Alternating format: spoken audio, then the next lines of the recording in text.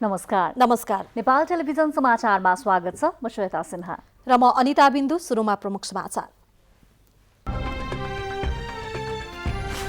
नेपालमा कोभिड-19बाट थप 3 जनाको मृत्यु, नयाँ 378 जना संक्रमित थपिए। विगत 24 घण्टामा 479 जना संक्रमण मुक्त। काठमाडौँ उपत्यकामा आज 62 जना संक्रमित भेटिए। संक्रमित भेटिएका दर्जनभन्दा बढी स्थानमा पसल व्यवसाय सञ्चालन र आवत जावतमा रोक। नेपालमा आगामी 3 दिन मनसुन सक्रिय हुने पूर्वानुमान। भारी वर्षाको सम्भावना रहेकाले सतर्कता अपनाउन आग्रह। मिति तय।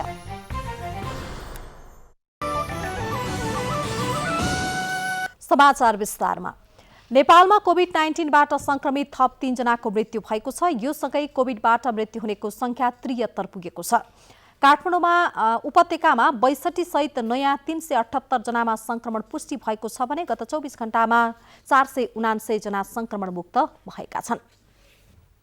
नेपालमा कोभिड-19 को संक्रमणबाट पछिल्लो पटक 3 जनाको मृत्यु भएको छ। मृत्यु हुनेहरूमा पर्सा जिल्ला वीरगञ्ज महानगरपालिका 3 का 74 वर्षीय पुरुष, मोरङ जिल्ला विराटनगर महानगरपालिका 9 का 58 वर्षीय पुरुष, काठमाडौँ जिल्ला टोखा नगरपालिका 6 की 41 वर्षीय महिला रहेका छन्। दुःखद खबरहरू छन्। 3 जना व्यक्तिको निधन भएको छ। 1 जना पर्सा जिल्ला वीरगञ्ज महानगरपालिका वडा नम्बर 3 छपकैया बस्ने वर्ष 74 का एक पुरुषको मिति 2077 साउन 23 गते 1:30 बजे गण्डक अस्थायी कोभिड अस्पताल वीरगञ्जमा दुःखद निधन भएको छ। मोरङ जिल्ला विराटनगर महानगरपालिका वडा नम्बर 9 बस्ने वर्ष 58 का एक पुरुषको मिति 2077 साउन 23 गते बिहान 9:15 बजे कोशी अस्पतालमा दुःखद निधन भएको छ। काठमाडौँ जिल्ला टोखा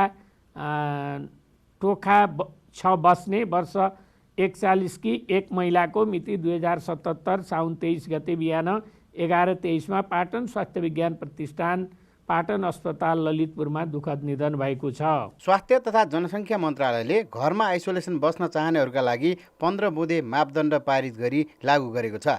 मन्जुरीनामासहित छुट्टै कोठामा बस्नुपर्ने, शौचालय र स्नानघर छुट्टै प्रयोग गर्नुपर्ने, दिनमा 2 पटक स्वास्थ्य जाँच गरी सम्बन्धित चिकित्सकलाई जानकारी गराउनुपर्ने लगायतको मापदण्ड लागू गरेको हो। संक्रमित स्वयंले वा निजको हेरचाहमा संलग्न परिवारको सदस्यले दिनमा कम्तीमा 2 पटक संक्रमितको स्वास्थ्य अवस्थाको बारेमा सम्बन्धित स्वास्थ्यकर्मीलाई फोन वा SMS वा अन्य भर्चुअल विधि तथा स्वास्थ्य तथा जनसङ्ख्या मन्त्रालयले विकास गरेको मोबाइल एप्लिकेसन मार्फत जानकारी गराउने। श्वास प्रश्वासमा कठिनाई भएमा, छाती दुखे वा भारी महसुस भएमा, ओठ तथा अनुहार निलो भएमा, होस हराएमा र अन्य कुनै जटिल अवस्था देखिएमा तुरुन्तै सम्बन्धित स्वास्थ्यकर्मीलाई जानकारी गराउनु पर्नेछ। स्थानीय तहमा कार्यरत स्वास्थ्यकर्मी, नर्स वा प्यारामेडिक्सले घरमा रहेका हरेक संक्रमितहरूको दैनिक कम्तीमा 2 पटक फोन वा SMS वा संक्रमितको स्वास्थ्य अवस्थाको जानकारी राख्नुपर्नेछ। काठमाडौँमा संक्रमण बढेकाले व्यवस्थापनमा चुनौती देखिने अवस्था आएको भन्दै जनस्वास्थ्यको मापदण्ड अनिवार्य पालना गर्न उपत्यकावासीमा मन्त्रालयले आग्रह गरेको छ। सबैले जनस्वास्थ्यका मापदण्ड फलो गरौँ, अति आवश्यक नपरी घरबाट ननिस्कौँ, कम्तीमा पनि 2 मिटरको दूरी कायम गरौँ, मास्क लगाऊँ र साबुन पानीले मिचिमिची हात धोऊँ र सम्भव नभएमा सेनिटाइजर प्रयोग गरौँ। काठमाडौँमा संक्रमितहरूको संख्या बढ्दै गएकोले यी जनस्वास्थ्यका मापदण्डहरू अनिवार्य रूपमा पालन गर्नु हुन सम्पूर्ण काठमाडौँ उपत्यकावासीहरूलाई स्वास्थ्य तथा जनसङ्ख्या मन्त्रालय विनम्र अनुरोध गर्दछ। गत 24 घण्टामा भएको 7788 नमुना परीक्षणमा 378 जनामा संक्रमण पुष्टि भएको छ। तीमध्ये काठमाडौँ उपत्यकाका 62 जनामा संक्रमण पुष्टि भएको हो। हाल 22592 जनामा संक्रमण पुष्टि भएको छ। संक्रमण पुष्टि भएका मध्ये 70.2% संक्रमण मुक्त भएका छन् भने संक्रमण मुक्त हुनेहरूको संख्या 16313 पुगेको छ। हाल क्वारेन्टिनमा 10792 जना रहेका छन् भने आइसोलेसनमा रहेका सक्रिय संक्रमितको संख्या 6206 रहेको छ। हाल 500 भन्दा बढी संक्रमित रहेका 4 जिल्लाहरूमा काठमाडौँ, पर्सा, रौतहट, महोत्तरी रहेका छन्। खोटाङ, धनकुटा, सङ्खुवासभा, मनाङ, मुस्ताङ, डोल्पा र हुम्ला जिल्ला सङ्क्रमण मुक्त जिल्ला हुन्। क्यामेरामा प्रद्युम्न मिश्रका साथ केशवराज विष्ट, नेपाल टेलिभिजन। राजधानी काठमाडौँ उपत्यकामा संक्रमित भेटिएका दर्जनभन्दा बढी स्थानमा पसल व्यवसाय सञ्चालन र मानिसहरूको आवत जावतमा रोक लगाइएको छ। बन्दाबन्दी खुलेसँगै राजधानी काठमाडौँमा संक्रमित हुनेहरूको संख्या बढ्दै गएपछि महानगरपालिकाले संक्रमित भेटिएका र जोखिम बढी भएका क्षेत्रमा सिल गरेको हो। बन्दाबन्दी खुल्नु अघि काठमाडौँ उपत्यकामा कोरोना संक्रमितको संख्या 400 को नजिक थियो, तर हाल त्यो संख्या दोब्बरभन्दा बढीले बढेर 1000 नागेको छ। बन्दाबन्दी खुलेपछिको बजारमा बढेको चहल पहलसँगै संक्रमितको संख्यामा देखिएको वृद्धि र जोखिम नियन्त्रण गर्न काठमाडौँ महानगरपालिकाले दर्जनभन्दा बढी स्थानमा पसल व्यवसाय सञ्चालन र आवाजावतमा रोक लगाएको हो। काठमाडौँ महानगरपालिकाको इन्द्रचोक, न्युरोड, प्युखा, महाबौद्ध र हाँडीगाउँको कोटाल टोल लगायतका स्थानमा महानगरपालिकाले अर्को निर्णय नभएसम्म तत्कालका लागि व्यवसाय सञ्चालन र आवाजावतमा रोक लगाएको छ। ती स्थानमा एउटै घरमा 11 जनासम्म संक्रमित फेला परेपछि जोखिम थप बढ्न नदिन ती क्षेत्रहरू सिल गरिएको र ती स्थान कम्तीमा हप्ता 10 दिनसम्म पूर्ण बन्द रहने काठमाडौँ महानगरपालिकाले बताएको छ।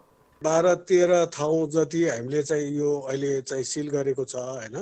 त्यो पनि के भन्दाखेरि अब प्रहरी प्रशासन सबैसँग छलफल, त्यहाँको व्यापारीसँग छलफल गरेर यो कामहरू अगाडि बढेको छ र यो चाहिँ मैले भने न्यूनतम यो 7 दिन र नभए 15 दिनसम्म यो चाहिँ नियन्त्रणमा लिने भन्ने कुरा चाहिँ हो। स्थानीय प्रशासनको समन्वयमा महानगरपालिकाले सिल गरेका ती स्थानहरूमा पसल व्यवसाय र हिँडडुलमा रोक लगाइएको भए पनि कतिपय स्थानमा भने निर्बाध रूपमा व्यवसाय सञ्चालनमा आएको देखिन्थ्यो।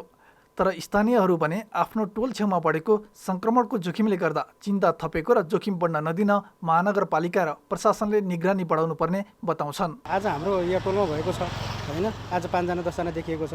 अब भोलिको दिनमा चाहिँ यो 5 जना 10 जनाले गर्दाखेरि त 100 हजारौं हुन सक्छ। अब यो यस्तो यो लापरवाही जस्तो भइरहेछ हैन। अब डाक्टरहरू पनि डराइरहेछन्।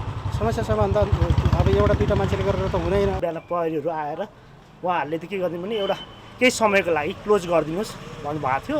त्यही हिसाबले आज यो अलिकति माओवाद एरिया, असन एरिया, तपाईँको न्युरोड एरिया र भोटाइटी एरियामा चाहिँ अलिक सिल जस्तै गरिएको छ भन्ने कुरा चाहिँ पुलिस प्रशासनले हामीलाई जानकारी गर्नुभयो। ओडाले चाहिँ आज सेनिटाइजरहरू छरेर सरसफाइ यताउता सेनिटाइजरहरू छरेर गरेको छ। पछिल्लो 2 सातामा उपत्यकाका 70 भन्दा बढी स्थानमा संक्रमित भेटिएका छन्।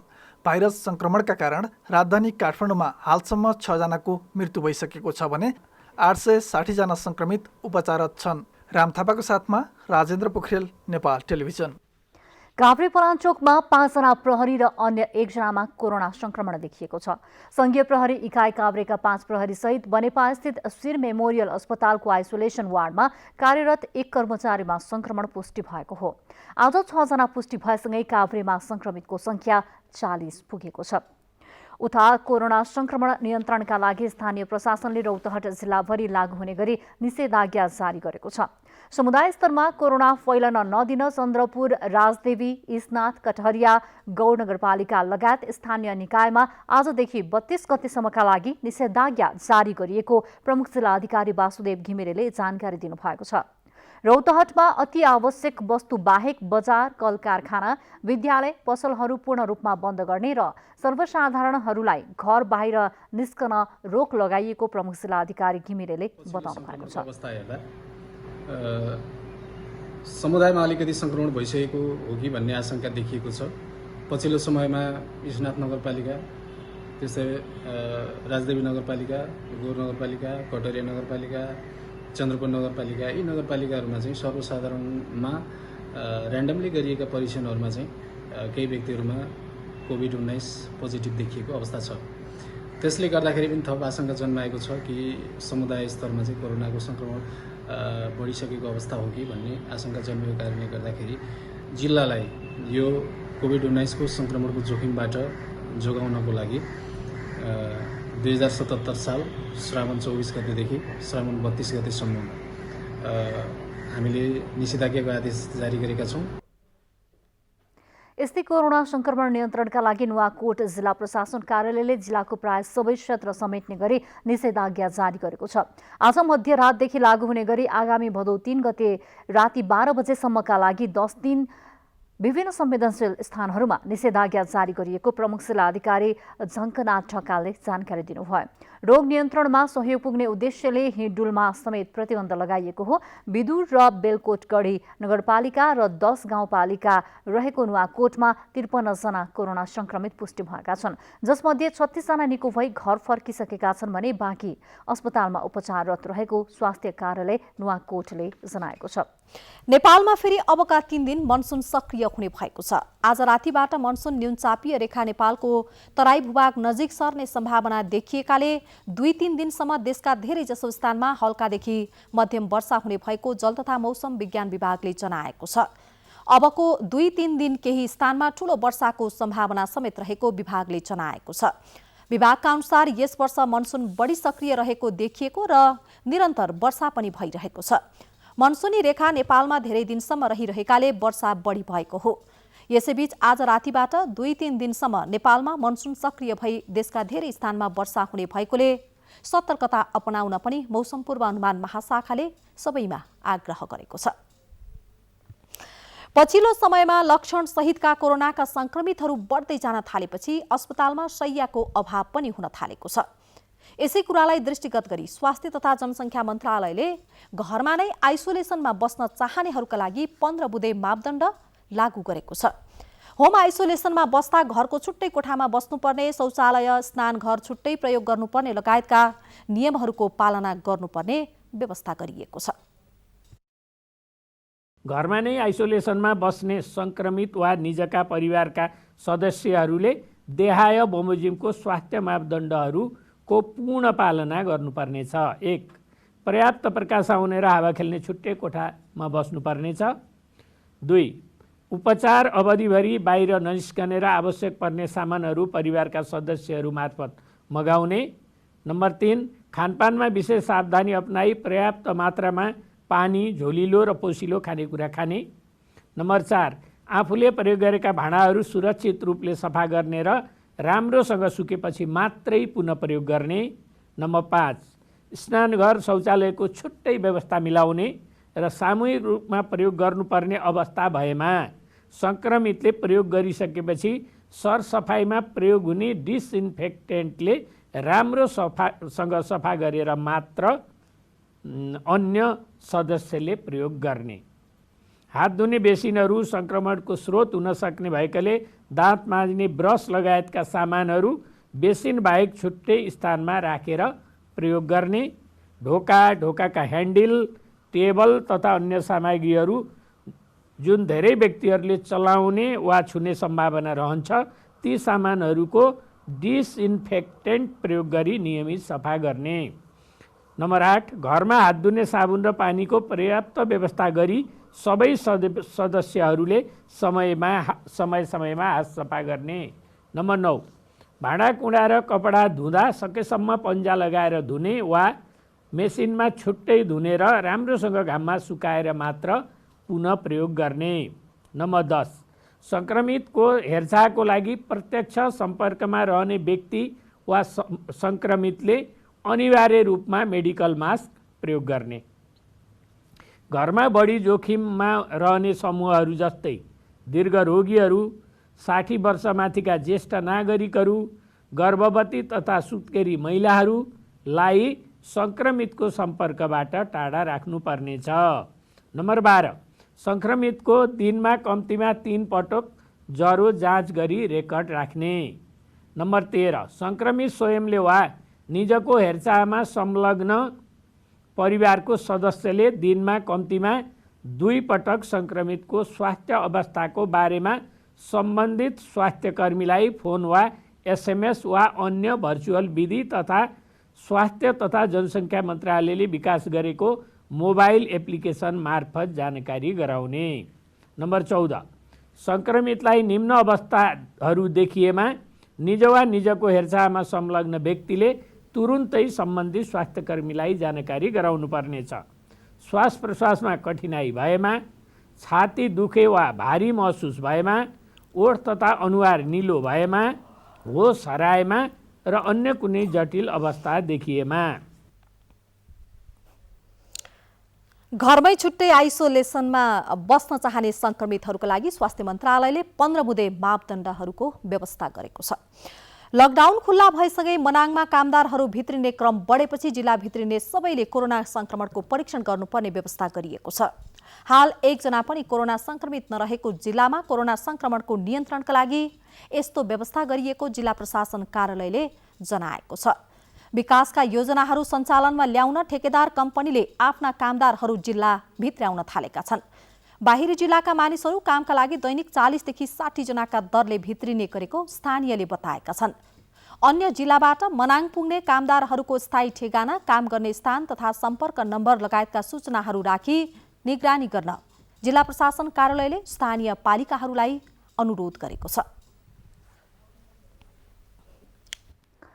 कोभिड-19 को विश्वव्यापी संक्रमणका कारण उत्पन्न असहज परिस्थितिका कारण विदेशमा अलपत्र परेका नेपाली नागरिकलाई उद्धार गर्ने क्रम नेपाल सरकारले जारी नै राखेको छ। यसरी अलपत्र परेका मध्ये हालसम्म 45,000 भन्दा बढी नेपाली नागरिकको उद्धार गरिएको छ। विश्वका विभिन्न 58 देशबाट हालसम्म उनीहरूलाई उद्धार गरिएको कोभिड-19 संकट व्यवस्थापन केन्द्रले जनाएको छ। यसरी उद्धार गरिएका मध्ये सबैभन्दा धेरै संयुक्त अरब इमिरेट्स UAE-बाट मात्र 12,025 जना रहेका छन्। त्यसैगरी साउदी अरेबियाबाट 6,582, मलेसियाबाट 6,464, कुवेतबाट 6,320 र कतारबाट 4,718 जनाको उद्धार गरिएको छ। पछिल्लो पटक 863 जनाको उद्धार गरिएको छ। संकट व्यवस्थापन केन्द्रका अनुसार संयुक्त अरब इमिरेट्सको दुबईबाट मात्र 151 जनाको शव नेपाल ल्याइएको छ।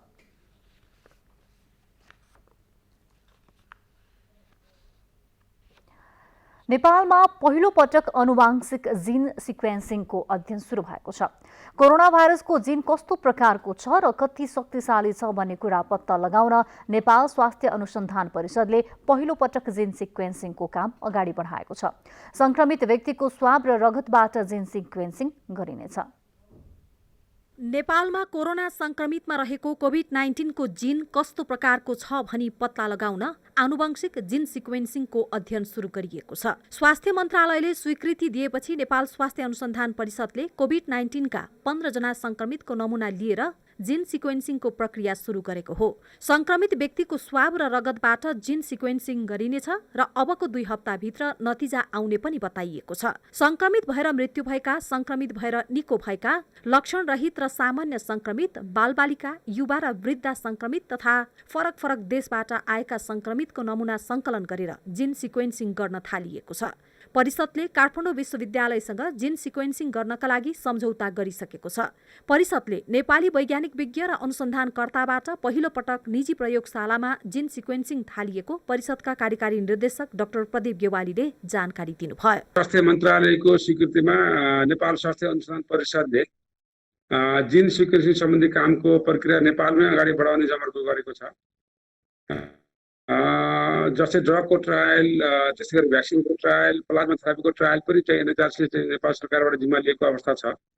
र हामीले रिसेन्टली प्लाज्मा थेरापी सुरु गरे पछाडि जीन सिक्वेन्सिङ पनि नेपालमै गर्नुपर्छ भनेर काम सुरु गरेका छौँ। र यसमा हामीले एउटा जीन सिक्वेन्सिङ पछाडि अब हामीले दोस्रो चरणमा नेपालमा 15वटा स्याम्पलहरू लिएर स्वाबको नमुना लिएर हामीले सुरु गर्न थालेका छौँ। अध्ययनबाट कोरोना भाइरस कति शक्तिशाली छ, भाइरस कस्तो रहेको छ तथा कोभिड-19 को संक्रमणले मानिसको रगतमा कुन कुन चीज उत्पन्न भएको छ भन्ने थाहा हुनेछ। भाइरस पत्ता लागेपछि कोभिड-19 विरुद्धको भ्याक्सिन बनेपछि प्रयोग गर्न सकिने परिषदको भनाइ छ। नेपालमा पहिले देखिएका संक्रमित रहेका मध्ये 98% कोभिड-19 को मेडिकल लक्षण चिन्ह क्लिनिकल साइन सिन्ड्रोम नभए पनि आजभोलि देखिने संक्रमितमा 33% लक्षण देखा पर्न थालेका छन्।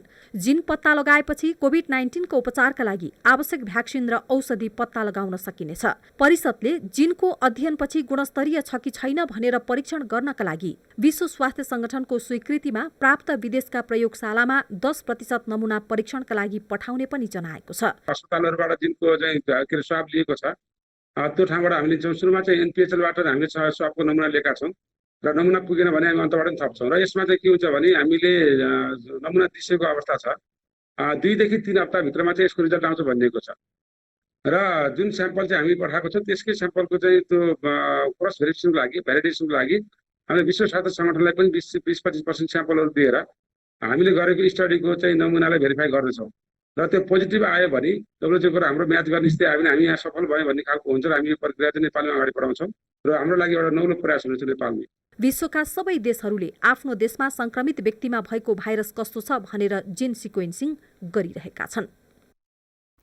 कोरोना भाइरसको संक्रमणबाट जोगिन चिकित्सकहरूले पटक पटक साबुन पानीले हात धुन र साबुन पानी उपलब्ध नभए सेनिटाइजर प्रयोग गर्न सुझाव दिँदै आएका छन्। साबुन पानीले पटक पटक हात धुँदा र सेनिटाइजरको प्रयोग गर्दा कोरोनाको संक्रमणबाट कसरी बच्न सकिन्छ त भन्ने बारेमा तयार पारिएको प्याकेज कोरोना केयर अबको प्रस्तुतिमा।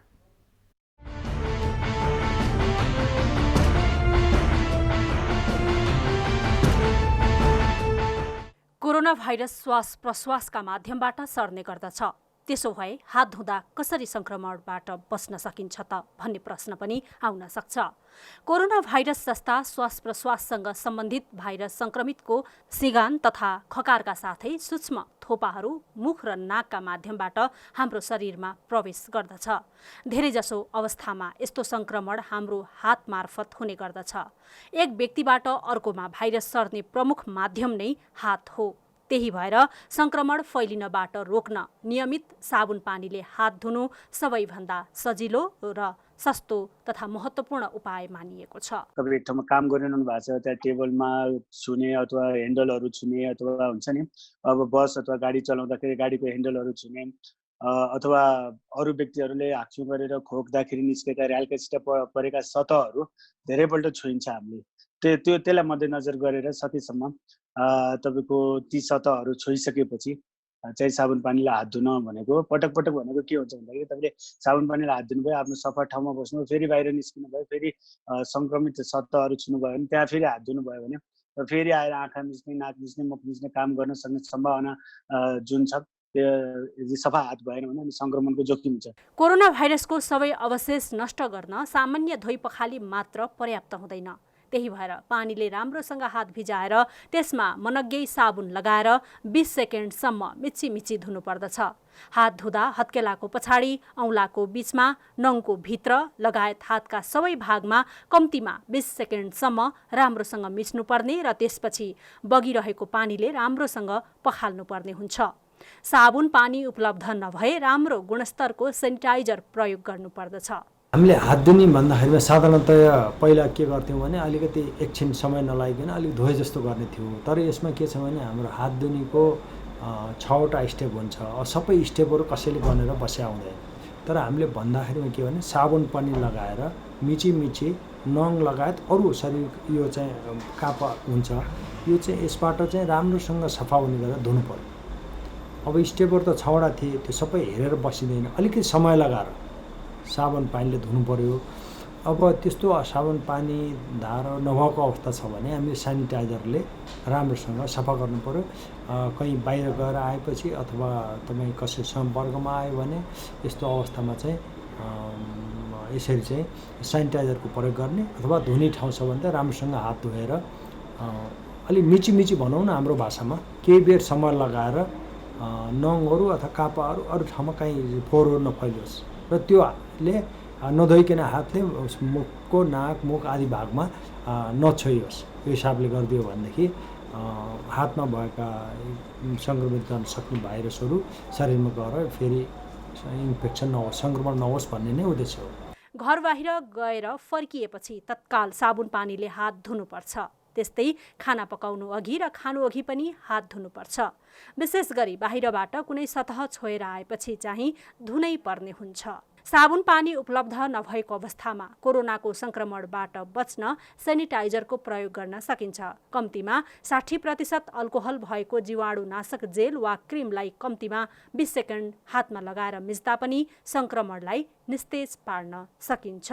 हात कन्टामिनेटेड भएर हात दूषित भएर सर्न सक्ने विभिन्न किसिमका रोगहरू छन्। झाडा बान्ता पखाला गराउनेदेखि लिएर typhoid fever, hepatitis A, hepatitis C, अरू आउँजन्य रोगहरू हुन्छ नि, धेरै रोगहरूको थलो भनेको चाहिँ यो फोहोर हातको कारणले गर्दाखेरि हुने र हात नै सबैभन्दा बढी कामकाजमा चाहिँ अथवा सतहहरू छुँदा विभिन्न पेसाका व्यक्तिहरू प्रयोग गर्ने भएको कारणले गर्दा यो हात धुने प्रक्रिया चाहिँ एकदमै सुरक्षित हुनुपर्छ भन्ने कुरा चाहिँ स्वास्थ्यमा चाहिँ धेरै यो स्वास्थ्य जुन मोडर्न साइन्सदेखि नै यो स्वास्थ्य कर्मीहरूलाई सिकाउने एउटा तरिका हो भने हात धुन तातो वा चिसो जस्तो तापक्रमको पानी पनि प्रयोग गर्न सकिन्छ, तर पानी भने सफा हुनुपर्दछ। साबुनको प्रयोग गरिएपछि जीवाणु तथा भाइरसलाई प्रभावकारी तवरले मार्न सहयोग पुग्छ। भाइरसहरू सुक्खा छालामा चाँडै निष्क्रिय हुने भएकाले हात धोएपछि सफा कपडाले पुस्नुपर्छ। यसो गर्दा भाइरस एक सतहबाट अन्यमा फैलिनबाट रोक्न सकिन्छ। 2072 सालको भूकम्पबाट क्षतिग्रस्त मुलुकको मुख्य प्रशासनिक केन्द्र सिंहदरबारको पुनर्निर्माणको काम जारी छ। कोरोना संक्रमणको जोखिम बढिरहेकाले पुनर्निर्माणको काममा खटिने कामदारहरूको स्वास्थ्य सुरक्षामा ख्याल राखिएको राष्ट्रिय पुनर्निर्माण प्राधिकरणले जनाएको छ। दर्शकबिन, यतिखेर हामी देशको मुख्य प्रशासनिक केन्द्र सिंहदरबार परिसरमा छौँ। कोरोना महामारीका बीच पनि यहाँ अहिले पुनर्निर्माणको क्रम जारी छ। कामदारहरूको सुरक्षालाई ध्यानमा राखेर पुनर्निर्माणका कामहरू भइरहेको हामीले देख्न सक्छौँ। विशेष गरी यो सिंहदरबारको यतिखेर हामी पूर्वी मोहडामा छौँ। यहाँ प्रबलीकरणको काम सकिसकेको छ भने अन्य बाँकी रहेका कामहरू भइरहेका छन्। पुनर्निर्माणका क्रममा सिंहदरबारको एउटा जुन ऐतिहासिक र परम्परागत महत्त्व छ त्यसलाई कायम राखेर नै यसको प्रबलीकरण र पुनर्निर्माणको काम भइरहेको हो। सिंहदरबारको पूर्वी मोहडातर्फ प्रबलीकरणको काम सकिएको छ। पूर्वी मोहडामा पुनर्निर्माणको काम सम्पन्न भएपछि सो स्थानमा प्रधानमन्त्री कार्यालय, मुख्य सचिवको कार्यालय लगायत रहनेछन्। प्रधानमन्त्री कार्यालय रहने स्थानमा बिजुली व्यवस्थापन, रङरोगन तथा साजसज्जाको काम भइरहेको छ। पूर्वी मोहडाको पुनर्निर्माणको काम आगामी कार्तिकसम्ममा सम्पन्न गर्ने लक्ष्य राखिएको छ। यो भित्रपट्टि जुन यो पूर्वी मोहडा र पश्चिम मोहडाको बिचमा चोक छ, कटयार्ड भन्छ यसलाई, यसमा चाहिँ ल्यान्डस्केपिङको काम चाहिँ भइरहेको छ। त्यस अन्तर्गत यो फुटपाथ पेभिङको काम भइरहेछ, सिटिङ डेकको काम भइरहेछ। यसको ग्रिनरीको लागि चाहिँ प्लान्टेसनको लागि यो ग्राउन्ड प्रिपरेसन भइरहेको छ। अनि फायर फाइटिङको त्यसको चाहिँ फर्स्ट फेज अन्तर्गतको चाहिँ फर्स्ट फिटिङ्सको कार्य, जस्तै अब कन्ड्युटिङ, पाइपलाइनहरू, वायरिङ, त्यो कामहरू चाहिँ अहिले सम्पन्न भएको छ र हुँदैछ। यस्तै सिंहदरबारको पश्चिमी मोहडातर्फको पुनर्निर्माणको काम पनि जारी छ। 2072 सालको भूकम्पबाट क्षति पुगेको सिंहदरबारको मौलिकतालाई कायम राख्दै निर्माणको काम भइरहेको राष्ट्रिय पुनर्निर्माण प्राधिकरणले जनाएको छ। परम्परागत हाम्रो ऐतिहासिक जुन किसिमको यसको महत्त्व छ, साम्पदाजन्य महत्त्व छ, त्यसलाई चाहिँ जोगाउनको निम्ति यसरी काम गर्नुपर्छ भनेर काम भइराखेको छ। त्यसकारणले गर्दाखेरि चाहिँ यसलाई पर्याप्त मात्रामा यसको सम्पदाको जुन मूल्य छ, भ्यालु छ, त्यसलाई जोगाएर काम भइरहेको अवस्था हो। कोरोना संक्रमणको जोखिम बढिरहेकाले काम गर्दा कामदारहरूको स्वास्थ्य सुरक्षामा ख्याल राखिएको छ। कामदारहरूलाई सिंहदरबार परिसरमा नै बस्ने व्यवस्था मिलाइएको छ। कामदारहरू चाहिँ बाहिरबाट आउने जाने चाहिँ करिब ठप्प नै छ। यहाँ जुन यहीँभित्र साइटभित्रै बसेर काम गर्ने कामदारहरूबाट चाहिँ काम भइरहेको छ। उहाँहरूको सुरक्षाको लागि चाहिँ गभर्मेन्टले तोकेको मापदण्ड अनुसार चाहिँ मास्क प्रयोग गर्ने, सेनिटाइजर प्रयोग गर्ने, अनि यो एक आपसको दूरीलाई चाहिँ मेन्टेन गरेर कामहरू भइरहेको छ। उहाँहरूलाई बस्ने व्यवस्था पनि त्यही अनुसार नै प्रबन्ध गरिएको छ। दैनिक 100 जना कामदारहरू सिंहदरबारको पुनर्निर्माणमा खटिएका छन्। क्यामेरामा कुमार शर्माका साथ छहरा दवाडी, नेपाल टेलिभिजन समाचार, काठमाडौँ। नेपाल भारत सिमानाको महाकाली नदीमा जोडेको बैतडीमा ट्युब, किस्ती र पुलैबाट भन्सार छलेर गरिने आयात निर्यातमा संलग्नहरू पक्राउ पर्न थालेका छन्। विगतमा छिटफुट अवैध सामान फेला परे पनि तस्करीमा संलग्न व्यक्तिहरू छुट्ने गरेका थिए। हिजो आज नाकामा नियमित गस्ती बढाइएपछि तस्करीमा संलग्न व्यक्तिहरू पनि पक्राउ पर्न थालेका हुन्। गएको 14 गते राति मात्रै तस्करीका सामान सहित 3 जना तस्कर पक्राउ परेको र त्यसको एक हप्तापछि अन्य 2 जना पनि पक्राउ परेको प्रहरी निरीक्षक गौरी प्रसाद जैसीले जानकारी दिनुभयो। पक्राउ परेका व्यक्ति र सामानलाई प्रहरीले झुलाघाट भन्सार कार्यालयलाई बुझाएको छ। पूर्वी नेपालको झापा, मोरङ र सुनसरीमा बसोबास गर्ने आदिवासी धिमालहरूले आफ्नो लोपोन्मुख संस्कृतिको जगेर्ना गर्ने कार्यलाई जोड दिएका छन्। 1 करोड 10 लाख रुपैयाँको बजेटमा संस्कृति संरक्षणका लागि झापाको दमकमा धिमाल सांस्कृतिक संग्रहालय निर्माण गरिएको छ। झापाको दमक नगरपालिका वडा नम्बर 9 मा धिमाल जातिको संग्रहालय निर्माण गरिएको छ। सरकारले सहयोग गरेपछि धिमालको जन्मदेखि मृत्युपर्यन्त संस्कृति झल्कने कुराहरू संग्रहालयमा सङ्कलन र निर्माण गर्ने कार्य थालिएको सो वडाका अध्यक्ष रामबहादुर धिमालले बताउनुभयो। जन्मदेखि मृत्युसम्मको विभिन्न जीवनशैलीका स्ट्याचुहरू मूर्तिहरू राख्ने गरी यो सङ्ग्रहालयको रूपमा स्थापित गरिएको छ। नगरको पहिलो नागरिक घोषणा भएपछि धिमाल जातिको सम्मानमा उनीहरूको पहिचान खोल्ने शालिक नगरको प्रवेशद्वारमै राखिएको छ। हालसम्म 1 करोडभन्दा धेरै सहयोग प्राप्त भएपछि चरकपरा गाउँ ग्रामथानको 6 कट्ठा जग्गामा नेपालकै नमुना धिमाल संग्रहालय निर्माण गरिएको छ। संग्रहालय निर्माणले आफ्नो पुस्तालाई टेवा पुग्ने धिमालका अगुवाहरूले बताएका छन्। अब यो गर्दै लाँदाखेरि बचाउँछौँ होला जस्तो लाग्छ। यो रीतिरिवाज छोरा नातिले पछि पलातीलेहरूले जानोस् बुझोस् भनेर चाहिँ यो रीतिरिवाज चाहिँ यस्तो यो चिज चाहिँ राखौँ भनेर चाहिँ हामीले यो सङ्ग्रहालय बनाएको। पछिल्लो समय धिमाल जातिको महत्त्वपूर्ण संस्कृति खोप्रा, खेतीमा गोठ बस्ने चलन, डाग्राइनी सुडेनी लोप भइसकेका छन्। यस्तै माझी वाराङ गाउँ प्रमुख हुने श्रीजात जात्री मेला समेत लोपोन्मुख अवस्थामा पुगेका छन्। पूर्वी नेपालमा पथरी, शनिश्चरी, बेरबारी र दमक नगरपालिकाले पहिलो नागरिक घोषणा गरेर केही सहयोग गर्नु संघीयताको सकारात्मक पक्ष भए पनि राष्ट्रिय पहुँच हुन नसकेको धिमाल जातिका अगुवा डाक्टर सोमबहादुर धिमालले बताउनुभयो। स्थानीय निकायले कम्तीमा सकारात्मक हेरेको एउटा सङ्केत चाहिँ देखेका छु, तर पहुँचको कुरा गर्नुभयो भने अब त्यस्तो राष्ट्रिय स्तरको मेन स्ट्रिममा धिमालको पहुँच देखिँदैन।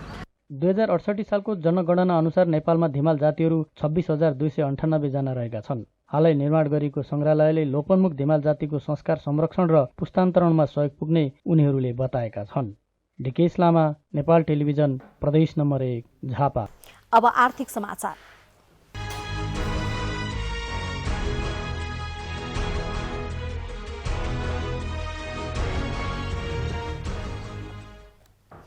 खसी, कुखुरा तथा अन्य पशुपक्षी भन्दा हाँसको मासुको माग बढ्दै जान थालेपछि पछिल्लो समय कास्कीका किसानहरू हाँस पालन व्यवसायमा आकर्षित भएका छन्। व्यावसायिक रूपमा हाँस पाल्दै आएका किसानहरूले 5 देखि 7 जनालाई रोजगारी पनि दिएर वार्षिक लाखौं रुपैयाँ आम्दानी हुने गरेको बताएका छन्। मेहनत गरेपछि आफ्नै देशमा रहेर पनि धन कमाउन र स्वाभिमान ऊर्जा प्राप्त गर्न सकिन्छ भन्ने कुरा कास्कीका 2 जना युवाहरूले गरेर देखाएका छन्। सानै उमेरदेखि कृषि तथा पशुपालन व्यवसायप्रति चासो राखेका पोखराका पन्छी पालक यी व्यवसायी अचेल हाँस व्यवसाय सञ्चालन गरी सफल बनेका छन् भने अन्य किसानहरूका लागि प्रेरणाका स्रोत बनेका छन्।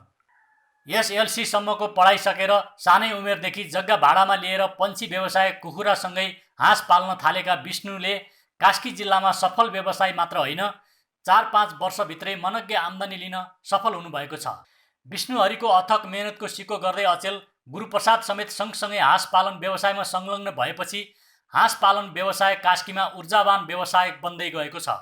मासुको परिकारमध्ये फरक स्वादका लागि अन्य पन्छीभन्दा हाँसको मासुको माग बढ्दै गएपछि आफूहरूले पछिल्लो समय करिब 1 करोडको लगानीमा हाँस पालन व्यवसाय सुरु गरेपछि आफ्नो फारममा 5-7 जनालाई रोजगारी प्रदान गर्न र हरेक वर्ष हाँस बिक्रीबाट 40 देखि 45 लाख रुपैयाँसम्म आम्दानी लिन सफल भएको बिजी एग्रो एन्ड ब्रिडिङ फर्मका सञ्चालक विष्णुहरि न्यौपानेले बताउनु भएको छ। मलाई विदेश जानुपर्ने मैले कहिले पनि सोचिनँ, किनकि विदेश गएर 20-40-50 हजार रुपियाँ 1-2 लाख रुपियाँ लगानी गरेर त्यति कमाउनको लागि विदेश जानुपर्ने मैले कहिले पनि देखिनँ। मैले सानैदेखिको व्यवसाय गरेँ, म सधैँ 1-1.5 लाख रुपियाँ महिनाको सधैँ कमाउन सफल पनि भएँ र साथीभाइहरूलाई पनि मैले के भन्न चाहन्छु भने यहाँ गरेको व्यवसाय सधैँ दीर्घकालीन हुन्छ। विदेश गएको र कमाएको चाहिँ कमाउँदाको दिनसम्मलाई मात्रै हुन्छ, फर्केर आएपछि त्यही नै पैसा खर्च गर्दै जाने हो। त्यो भएको हुनाले यहीँ व्यवसाय गरियो भने हामी लामो समयसम्म आफूले गर्न सक्ने उमेरसम्म त्यही व्यवसायमा इन्भल्भ भएर लगानी थोरै गरेर पनि राम्रो मुनाफा लिइराख्न पाइन्छ। गण्डकी प्रदेशको कास्की, तनहुँ, गोर्खा लगायत अन्य जिल्लाका किसानहरूले विभिन्न जातका हाँसको चल्लाको माग गर्न थालेपछि अन्डा र चल्ला उत्पादन समेत बढाएर अन्य किसानहरूलाई पनि यो व्यवसायमा सफल बनाउने र अन्य कामको खोजीमा विदेश पुगेर भौतारिनुभन्दा आफ्नै देशमा मेहनत गर्न सके यहीँको माटोमा सुन फलाउन सकिने रहेछ भन्ने यो पेसालाई नै उदाहरण मान्न सकिन्छ। परशुराम शर्मा, नेपाल टेलिभिजन, गण्डकी प्रदेश, कास्की, पोखरा।